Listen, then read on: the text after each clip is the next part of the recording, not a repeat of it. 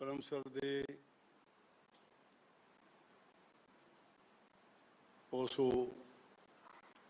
ओलिया सिद्धार्थ जी, मंच पर आसीन संतगण, उपस्थित साधक, प्रभु भगत,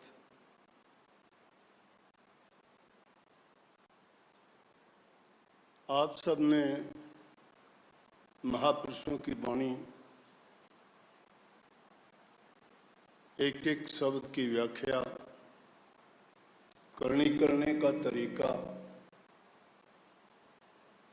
सच सनातन धर्म की व्याख्या, जीवन जीने का तरीका, धर्म के मार्ग पर चल के किस प्रकार से अपने जीवन को सफल बनाएं, किस प्रकार से अपने इस मन को, शरीर को, आत्मा को साधें,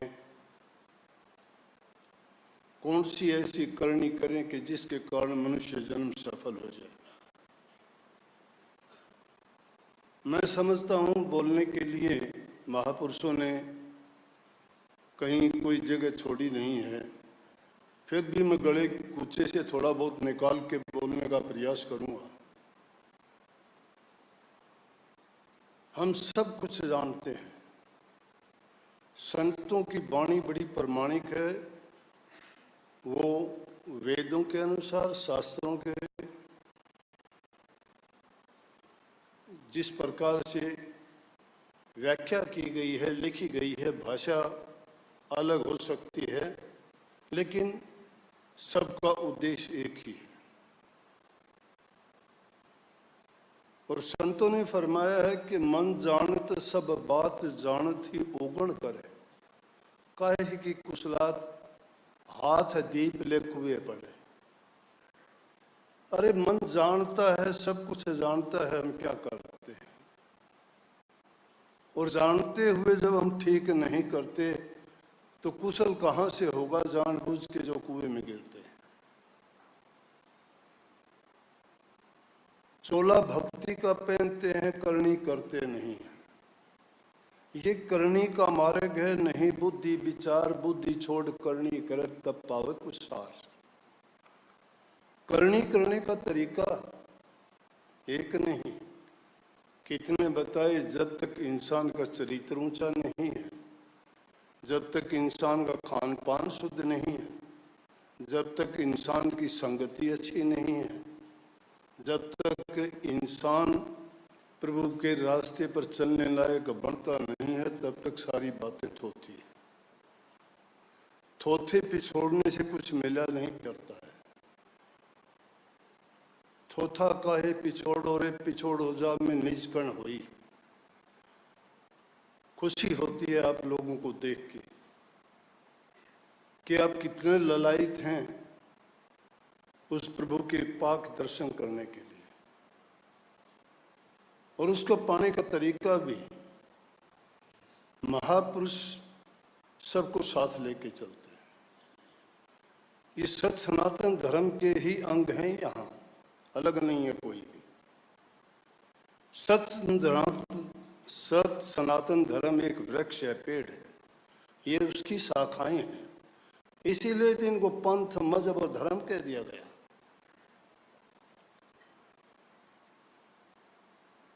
ओशो जी के बारे में मैंने साहित्य नहीं पढ़ा, नहीं जानता हूँ, लेकिन कुछ एक गिनी चुनी बातें सुनते हैं। उन्होंने जो कुछ कहा, हर चीज को शायद हो सकता है उनका तरीका अलग होगा, लेकिन हर धर्म के विषय में, प्रभु प्राप्ति के बारे में और अपने जीवन लक्ष्य को प्राप्त करने के लिए जो उन्होंने बातें कही, एकदम सही थी। अब उनके अनुसार अगर करनी की जाए, उन्होंने कुछ गलत नहीं कहा। जिन लोगों के जैसे ख्याल थे उन्होंने उसके अनुसार उनको मान लिया। उन्होंने कहा कि इंद्रियों की अगर चाहत है, लालसा है, वासनाएं जब तक उसमें हैं, क्या करें आप? मन भागता है, रुकता नहीं। शरीर और मन झगड़ा होता है। संतों ने सीधी कही कि मन जा तो जानते गए के राख शरीर, बिन चले चढ़े कमान के कैसे लागे तीर। अरे मन तुम्हारा भागता है, भागने दीजिए ना। ये तो जहाज कैसे है, पंछी है, समुद्र में जहाज चल रहा है, उस पर कोई पक्षी बैठा हुआ है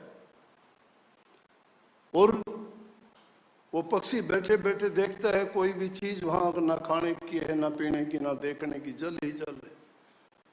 छोड़ देना चाहता है उसको, जहाज को, वो भाग जाना चाहता है, लेकिन जगह कहाँ, उड़ता है, थोड़ा बहुत घूम के वापस जहाज के ऊपर ही आ जाता है। ये हमारा शरीर मन है, जिसको संतों ने कहा ये तन तुमने दुर्लभ पाया, कोटि जन्म जब भटका खाया, या को अव्यर्था मत खो, छिन छिन चेतु भक्ति कमाओ। भक्ति करो तो गुरु की करना, गुरु की करना, भक्ति करो तो गुरु की करना। मार्ग शब्द गुरु से लेना, शब्द गुरु, जिस गुरु को शब्द का भेद नहीं है वो आपको कुछ नहीं देगा। उस शब्द की महिमा है शब्द। संतों ने कही शब्द ही धरती शब्द आकाश, ये है सनातन। शब्द ही धरती शब्द आकाश, शब्द ही शब्द भया प्रकाश, सगड़ी सृष्टि शब्द के पाछे, नानक शब्द घटे घटाछे। स्वामी जी महाराज ने फरमाया इसी शब्द को, शब्द ने रची त्रिलोकी सारी, शब्द से महिमा फैली भारी, शब्द ने सात दीप नो खंड कियारी, शब्द से सब कुछ भयारी। हम सब उस शब्द की खोज करते हैं, वही आदि है, वही अनादि और वही अनंत है। आदि वही है, शुरुआत वही है, अनंत भी उसका वही है, वही शुरुआत, वही अंत, वही मध्य, वही सब कुछ है। उसकी खोज कैसे करें, कहाँ जाएंगे? उसकी खोजने का वो एकांत स्थान कहाँ मिलेगा? जंगलों में, पहाड़ों में, कंदराओं में, गुफाओं में जाओगे? खोजिए ना अपने अंदर में, ये है वो। इससे बड़ा एकांत कोई नहीं है। जाइए आपके अंदर में, 9 दरवाजे बंद करके 10वें दरवाजे की ओर, जहाँ ऊपर की ओर चलोगे, जहाँ ऋषियों ने, वाल्मीकि जैसे महापुरुषों ने कहा कि उल्टा नाम जप्या जग जाना वाल्मीकि भय ब्रह्म समाना। उलट के जब चलोगे, मन को उलट के चलोगे, मन तो हमने दुनियादारियों को दे रखा है। घरों में प्यार प्रेम शांति नहीं है, बूढ़े बुजुर्गों की इज्जत कदर नहीं करते हो, चरित्र हमारा कुछ है नहीं, न किसी दूसरे पर दया, पर उपकार, पर हित की बात सोचते हैं। अब अगर ये हमारे मन में नहीं है, हमारे जीवन में नहीं है, तो क्या मिलेगा हमें? पहले अपने आप को उसके योग्य बनाइए ना। साधक उसी को कहते जो साधना करता है, साधु सोई जो साधन करता, तज के आलस वाद विवादा। वाद विवाद में नहीं पड़ता, आलस को छोड़ देता है। जैसे मुनीश्वरी ने बताया था कि वाणी का भी विमोहन होना चाहिए, सोने पर भी कंट्रोल होना चाहिए, खाने पर भी होना चाहिए। और महापुरुषों ने फरमाया था कि 5 जो हमारे कोष बने हुए हैं शरीर में, अन्नमय कोष है, मनमय कोष है, ज्ञानमय कोष है, विज्ञानमय कोष है, आनंदमय कोष है। जब हमारा अन्नमय कोष ही अच्छा नहीं है, कैसा अन्न खाते हैं हम? हमारे अन्न अगर शुद्ध नहीं है, पवित्र नहीं है, वो अगर गलत तरीके से कमाया गया अन्न है, उसको 1 मिनट भी अगर खाते हो, कोई एक दाना भी अगर खाया जाता है, इंसान के विचारों को विचलित कर देता है। कितने महापुरुषों ने ऐसा अन्न खाने के बाद उन्होंने अगले ही दिन ये प्रमाणित करके दिखा दिया कि मैंने जो कुछ खाया था वो गलत था। भीष्म पितामह जी की बात आपने सबने सुनी होगी। जब अंत समय में मृत्यु शैया पर, तीरों पर लेटे हुए थे और पांडवों को जब वो राज ज्ञान देने लगे, तो द्रौपदी जी ने मुझसे पूछा था, पितामह आज बड़ी ज्ञान ध्यान की बात बताते हैं आप, उस दिन आप कहाँ थे जिस दिन मुझे सभा में नंगा किया जा रहा था? तो कहने लगे कि बेटी मैंने दुर्योधन का अन्न खाया हुआ था। जब हम अच्छा अन्न नहीं खाते, किसी ऐसे आदमी से प्राप्त अन्न खाते हैं तो वैसे ही हमारे विचार भी बनते हैं। अन्नमय कोश से मनमय कोश बनता है, मनमय कोश से वैसा ही ज्ञान होता है, ज्ञान से वैसा ही विज्ञान, हमारा जो ज्ञान है उससे भी ऊंचा, और विज्ञानमय कोश के बाद में आनंद मिलता है। इन चीज़ों की ओर तो हम ध्यान नहीं देता, अपना काम करके हम खाते नहीं हैं, दूसरे का दिया हुआ खाते हैं। कौन उसको बनाता है, कौन उसको लेके आता है, और फिर सोचते हैं कि हमारे विचार शुद्ध हो जाएंगे। चाहे लाख कोशिश करो, विचार शुद्ध नहीं हो सकते। शुद्ध विचारों के लिए आदमी को सम्यक जो 8 चीज़ें बताई, महात्मा बुद्ध ने भी वही बताई थी। उन्होंने यही तो कहा कि हर प्रकार से इंसान को पहले मन पवित्र होना चाहिए, विचार पवित्र होने चाहिए, जीवन पवित्र होना चाहिए, उनके ख्याल ऊंचे होने चाहिए। अब सीधे ही चल दिए भक्ति की ओर। ध्यान ध्यान ध्यान ध्यान ध्यान किस चीज का करोगे? हवा में तीर चलाने से किसको घायल करना चाहते हो? किस चीज का ध्यान करोगे? शास्त्रों ने सीधा लिखा है, गुरु बिन ज्ञान नहीं, ज्ञान बिन ध्यान नहीं, ध्यान बिन भक्ति कहाँ है? ध्यान करोगे किसका करोगे? ध्यान करने के लिए है, इसे मन को रोकने के लिए भागता है ये रात दिन। कोई तो ऐसी इसको चीज चाहिए जिसमें लग जाए। अगर इसको नहीं लगाओगे तो ये तो ऐसा है कि दुनियादारी की चीजें सोचेगा, मजबूर है ये।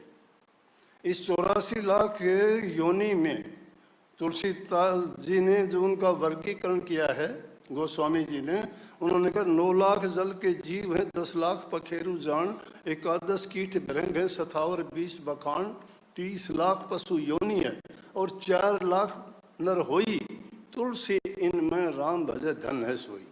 धन्य तो वो है जो इस 84 लाख योनि में प्रभु की भक्ति करता है। नहीं तो दूसरी जो भोग योनियां हैं, जीव जंतु पशु पक्षी, जैसे भैया की उन्होंने बात बताई थी महात्मा जी ने कि कितनी उसमें कारीगरी है, किसने दी? प्रकृति ने दी, कुदरत ने दी। ये बात सही है। जितने भी जीव हैं वो अपना जातीय गुण लेके पैदा होते हैं, लेकिन इंसान अपनी जातीय गुण कोई लेके पैदा नहीं होता। हर इंसान को यहाँ आके सीखना पड़ता है। कोई भी चीज अगर इंसान सीखता है वो यहीं आके सीखता है।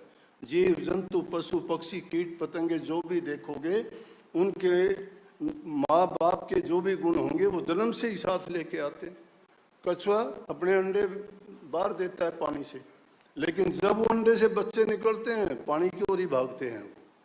मगरमच्छ के बच्चे पानी से बाहर मिट्टी में जाके देता है, लेकिन जब वो अंडे से बाहर निकलते हैं तो वो भी पानी की खोज में उसी समय भागते हैं और पानी में तैरने लगते हैं, डूबते भी नहीं हैं। ये जातीय गुण वो लेके पैदा होते हैं।